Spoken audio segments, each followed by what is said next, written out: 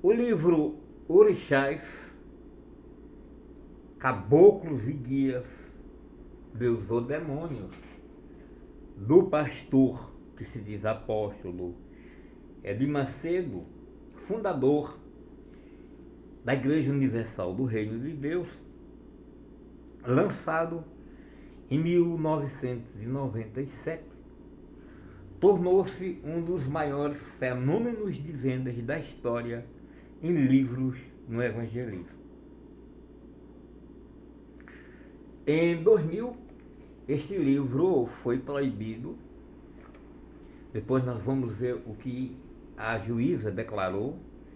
E em 2005, o livro foi liberado. Ele foi proibido porque insufra a intolerância religiosa de tal modo que muitos indivíduos, muitos bandidos do morro, que são estupradores, assassinos, etc., atacam mães de santo e filhos de santo em pleno morro, por se achar mais perto de Deus a destruir ferramentas de culto. O verso do livro diz: nessa obra, Edir Macedo, pautado em sua experiência à frente de uma ampla obra de libertação por todo o mundo, discute um assunto pouco debatido na sociedade, mas de interesse de muitos: o mundo espiritual e a sua relação com doenças, vícios, discórdias, entre outros males que atormentam e aprisionam muitas pessoas. Descubra com ele, caro leitor, se orixás, caboclos e guias são deuses ou demônios. Para adentrar o mérito da questão, nós utilizaremos 3 Bíblias, ou 3 formas de Bíblia, 3 traduções. A João Ferreira de Almeida, revista e atualizada, que é aquela que todos os evangélicos usam.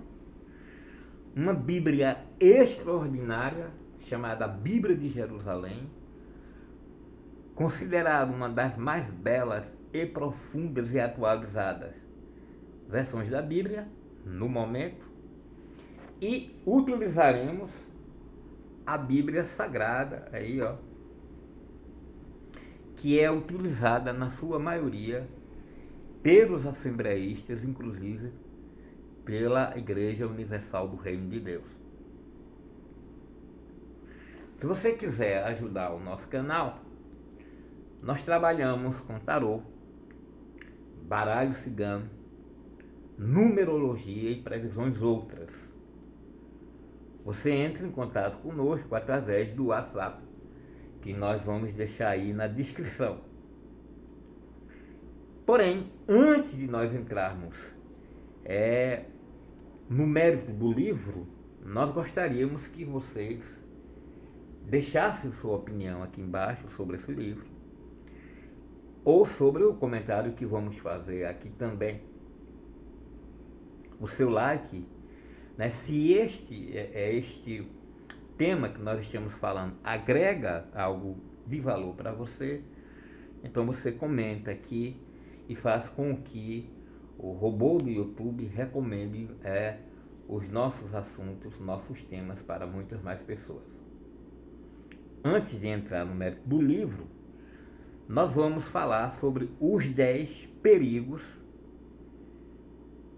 que você corre quando procura o candomblé. Esse é o título do vídeo. Mas na verdade, os 10 perigos mais frequentes que você corre quando você busca uma casa afro, seja ela de juremeiros, de quimbanda, de umbanda, candomblé. E esses 10 temas que nós vamos falar, com certeza vai impactar até pessoas que estão dentro do próprio candomblé já de anos. E nós precisávamos falar disso para nós entrarmos com honestidade no tema do livro do apóstolo Ed Macedo. Meu nome de iniciado é Zanon Vizir e nós vamos falar sobre esses 10 temas. Se não der para terminar em um vídeo, nós vamos passar para o outro. Mas nós vamos discorrer sobre os 10 perigos que você encontra quando procura o candomblé. O primeiro perigo é que quando você procura o candomblé, sendo você do sexo feminino, a grande história é o lado amoroso. A pessoa da sua vida lhe deixou. O homem que viveu com você 10 anos saiu, apaixonou-se pela sua melhor amiga que você apresentou na balada. Ou você é gay e o macho querido, bonitão, gostosão, simplesmente agora está se envolvendo com uma mulher. Ou você é uma menina de programa, mas seu amante nunca quer ser amante. E você que é aquele homem casado para você. Eu deixo bem claro que em todos os tempos, em todas as civilizações, os trabalhos de amarrações na área amorosa sempre foram os mais pedidos. Então você chega e pede ao Pai Santo para fazer a amarração. Ele vai pedir sua foto da outra pessoa, naturalmente, e vai lhe dar uma lista, geralmente uma lista enorme. O babalorixá, ele não é bobo e ele olha para você e vê as suas condições financeiras e pode olhar para você e passar simplesmente coração de boi, porque você é uma assalariada. Ou ele olha e vê que você tem excelentes condições financeiras, e aí ele passa uma lista imensa. Essa lista imensa, antigamente você ia comprar, mas agora todo mundo de celular, você dá o valor estipulado pelo Pai Santo para ele fazer essas compras. O Pai Santo geralmente superfatura esses valores. Mas você está tão desesperado que você paga. Esse é o valor de comprar o material. E o Pai Santo vai cobrar pela mão de faca. Ou seja, ele mandou buscar galinha, galo, pombo, bicho de 4 pés para fazer essa amarração para esse homem. Então você simplesmente vai pagar, sem mais nem menos. Você vai pagar porque você quer aquele homem de volta. E o Pai Santo, o Babalaô, ele vai dizer que esse homem está nos seus pés em 7, 14 ou 21 dias. E aí você, agora crente da sua vitória, você faz tudo. Então você vai pagar a mão de faca, porque fora tudo isso que você deu para as coisas do babalorixá, ainda tem a mão de faca. Para ele cortar o bicho, ele vai cobrar um valor, que geralmente é um valor altíssimo. Eu, alguns anos atrás, quando eu não trabalhava com livro, que se Kiu, Carrá, que exige o mínimo de valor possível para se fazer um trabalho de dominação masculina ou amarração, eu enviei uma pessoa para um determinado babalorixá, um Pai Santo. Eu vou chamar Pai Joel. Eu peguei e mandei a Carla, e a Carla era uma menina muito bonita, e na época tinha saído o modelo da moto Bis. Ela foi uma das primeiras a comprar a moto nova, e ela chegou lá e fez aquele trabalho maravilhoso, né? E ela comprou tudo direitinho, e com 7, 14, 21 dias nenhum resultado, o homem só se afastava mais. E o Pai Santo chegou e disse para ela: ó, essa mulher tá difícil, essa mulher é uma grande macumbeira, ninguém pode com ela, porque a gente faz um trabalho, ela faz o mais pesado. E agora, minha filha, eu tenho que comprar um garrote.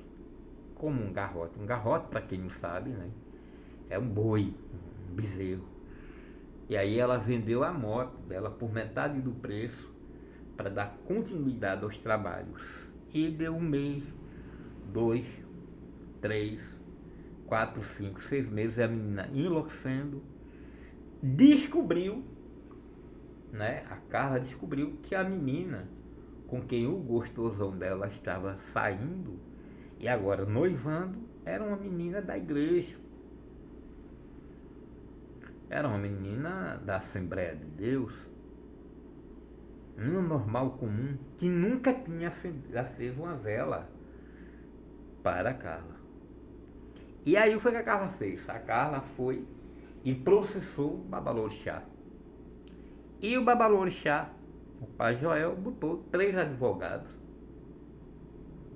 e ganhou a causa e acusou a Carla de falso testemunho e quis ser ressarcido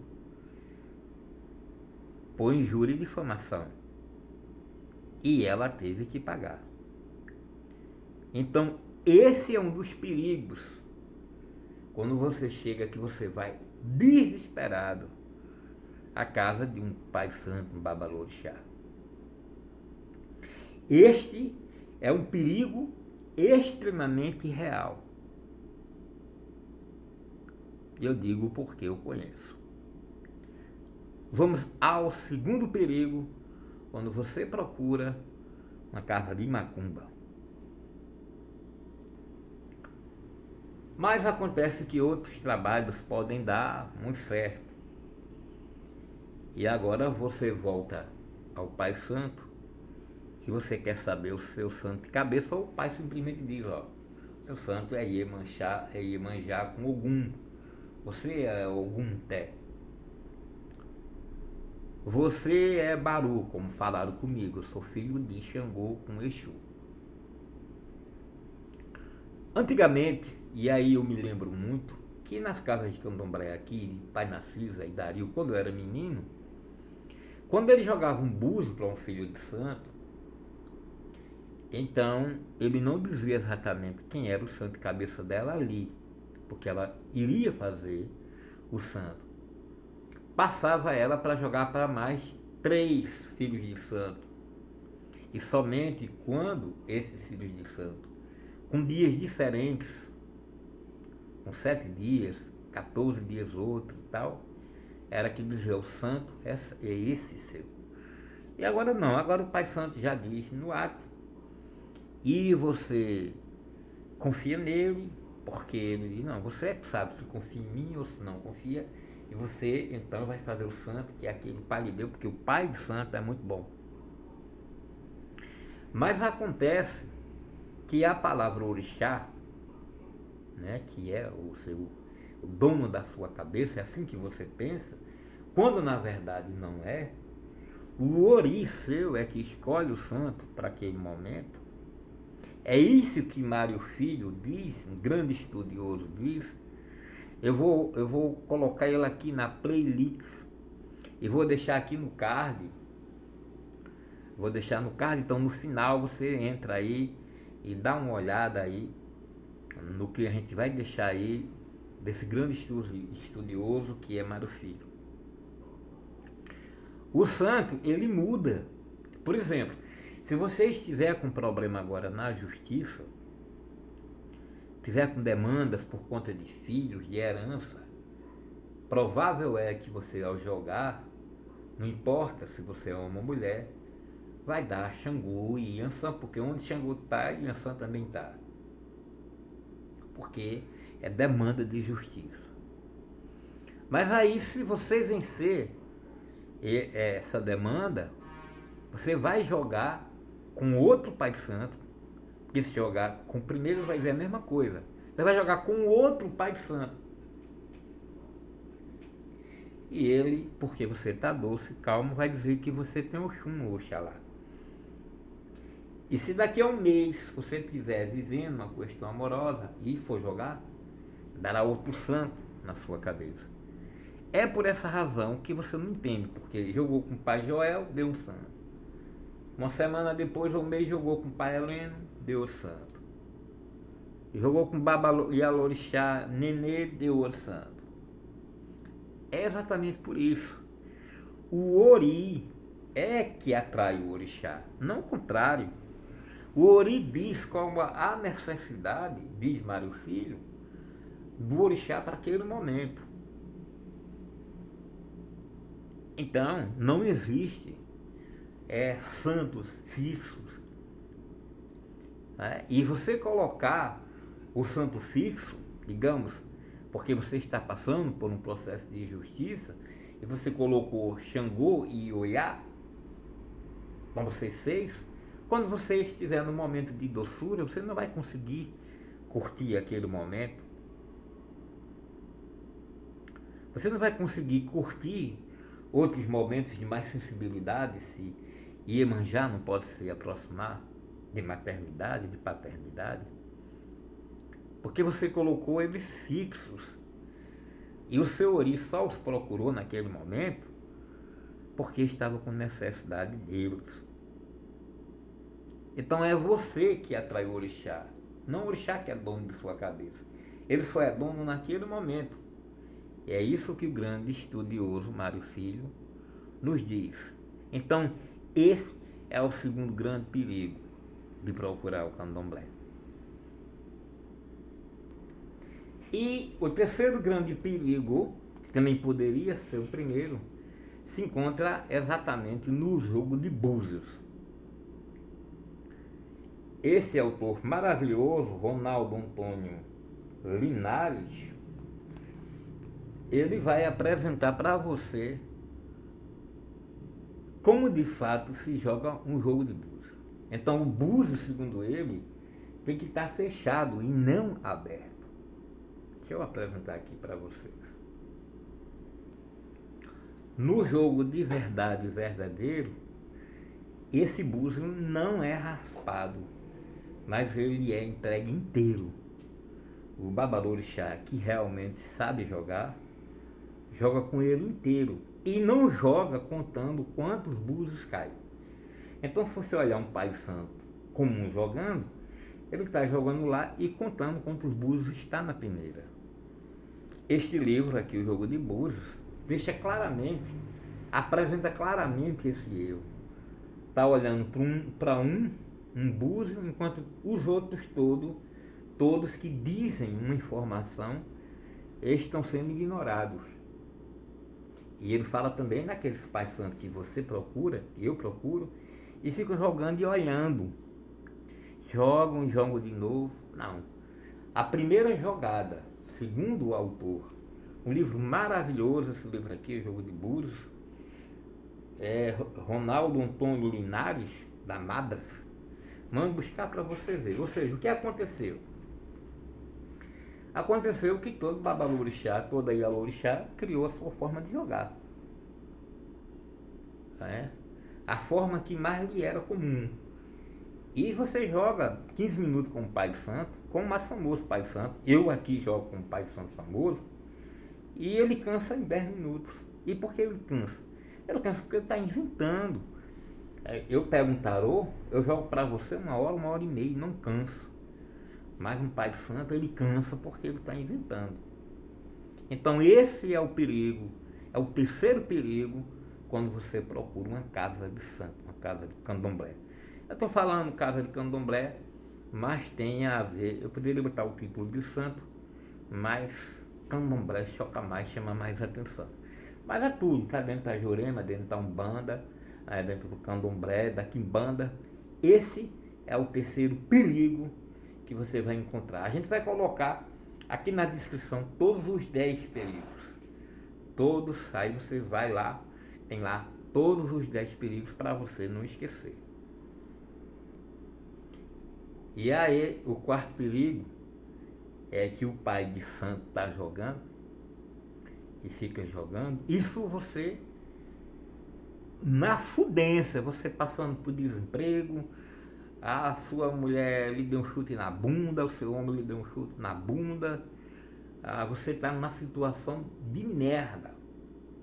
E o Pai Santo lá, você é apreensivo, ele sabe que você está apreensivo.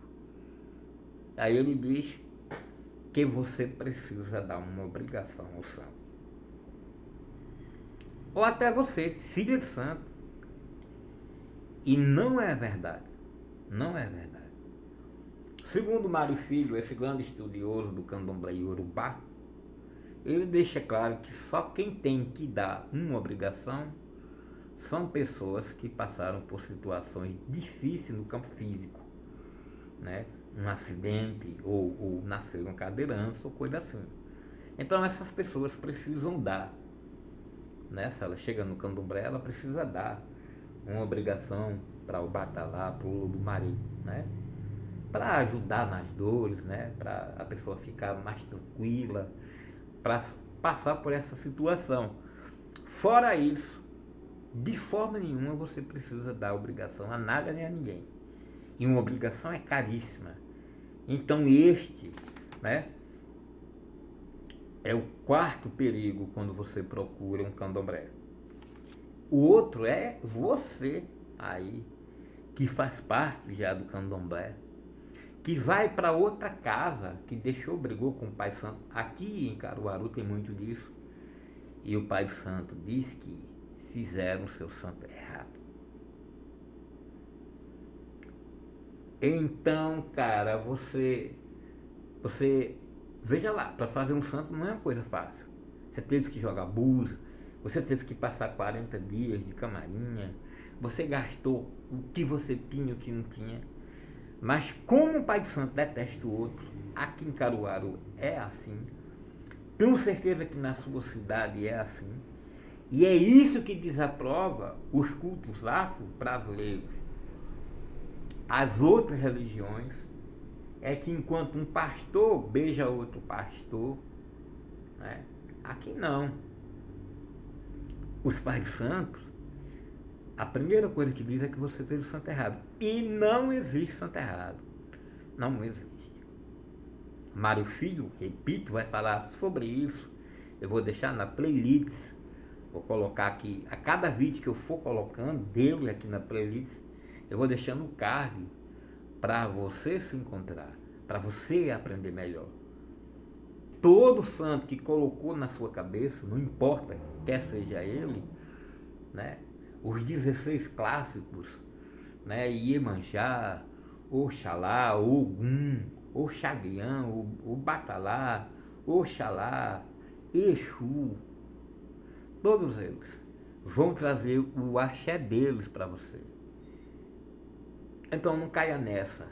E isso é extorsão, e isso se pratica em toda a casa de macumba. Tá certo? O sétimo é que você é marcheira desse jeito. Você dá com as mãos na cabeça para não endoidar. Você dá mais que bicho infável porque você tem a pombagira do cabaré ao seu lado. Por isso que você é tão puta.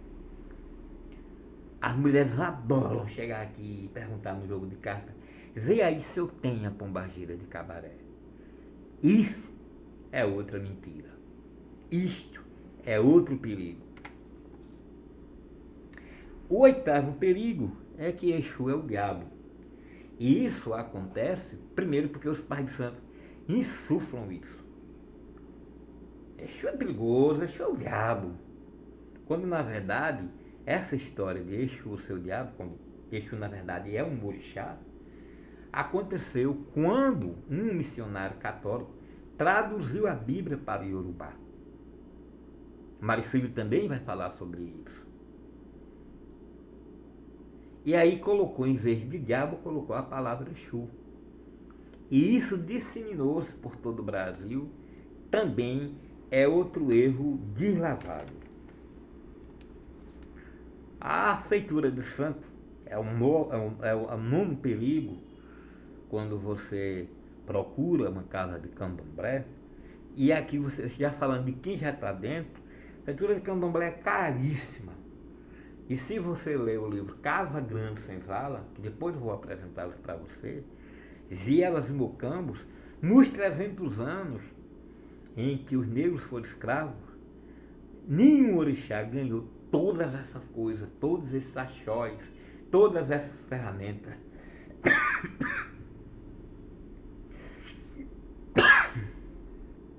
Essa mudança de clima repentino é, realmente traz essas tosses, essas gripes, né? Então esses foram os 9, faltando somente mais um. A coisa mais nojenta que eu vi em candomblé, em cultos afro-brasileiros, são mães e pais de santos que controlam os iniciados. Tinha uma menina, que eu vou chamar com ela Nelly, que sempre vinha na minha casa com uma mãe de santo. Ela sofria muito, porque ela gostava de um negão lá que jogava num time lá do Paraná, ela aqui de Pernambuco, e ela sofria muito. Mas ela só ia, era uma loirinha linda, que ela só ia com a mãe de santo ao lado. Um dia ela brigou com a mãe de santo e ela foi jogar e ela disse pra mim: a mãe de santo disse que eu não vinha sozinho porque você é muito sedutor. Isso, a menina era Miss do esporte aqui, uma gata. Eu feio que sou como um bacurau, como é que eu ia seduzir aquela menina?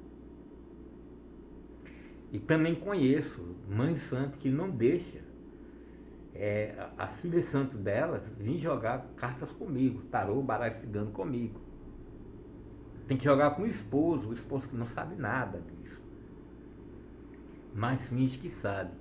Este controle, isso acontece nas casas de santo, aqui em Pernambuco, né? Candomblé, Jurema, Escambau.